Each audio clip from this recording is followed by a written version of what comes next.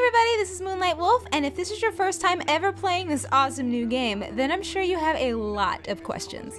And yes, unless you're familiar with playing collectible card games, you might find this game a little bit difficult to digest, but believe me, I'm right there along with you. First off, try to remember, this game is not a race to who can hit harder. This game is won strongly on strategizing and planning ahead. There's a few things that I'd like for you guys to know before diving straight in, so this game doesn't seem like too much to handle. Let's start simple, like where to go to adjust your name.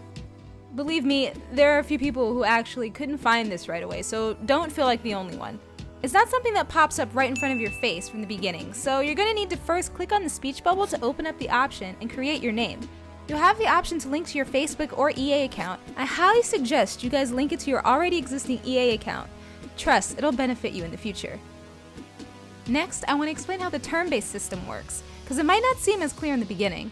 Because there isn't exactly a coin flip or an intense game of rock, paper, scissors to determine who goes first, we know for a fact that zombies always make the first move, but that doesn't exactly give them an advantage.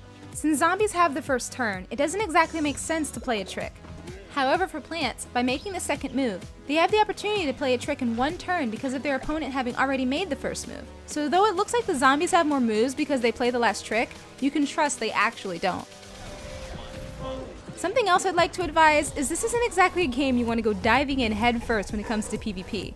Because this game's win ratio is heavily determined on deck build, character strategy, and a little bit of luck, you will always most certainly have an extreme disadvantage from the start. But don't fret. There are plenty of opportunities that will help you learn the game better in campaign mode. And also, completing quests can help you gather currency to unlock free packs and even heroes. So build a deck, get that knowledge, and go ham, kid! And now for some quick knowledge on battling. A lot of tips are already shared with you during the tutorial stage of playing, but how much do you really digest? Here are 5 things you generally want to keep in mind while battling.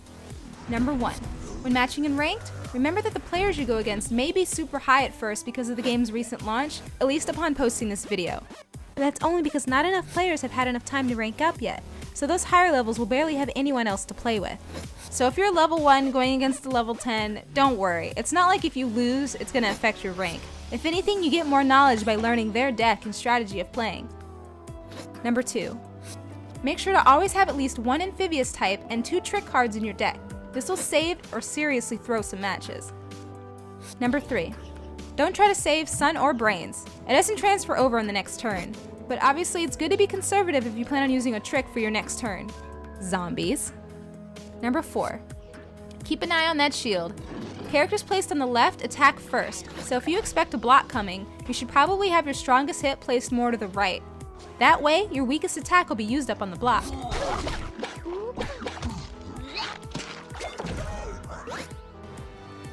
Number 5. You will run into a lot of what the hell moments. You're going to see cards you've never seen before, of course, unless you studied every single card, but it's good to remember it's a good learning experience. Luckily, you're able to click on both you and your opponent's cards, so you can see their abilities and watch them in action.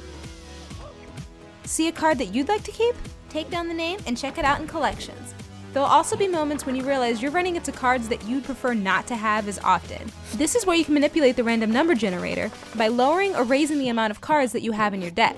Obviously, if you have up to 4, then you'll be seeing that card pretty often. If you have 1, then you'll make the ratio a lot lower. Lastly, keep in mind, you're not alone in thinking this game is incredibly frustrating in the beginning. Trust me, the first 7 to 8 matches I lost every single PvP battle. Also, since this game is roughly 40% luck when it comes to cards dealt in your hand during a match, it's best to challenge a friend 2 to 3. Don't feel truly defeated if you lose one match.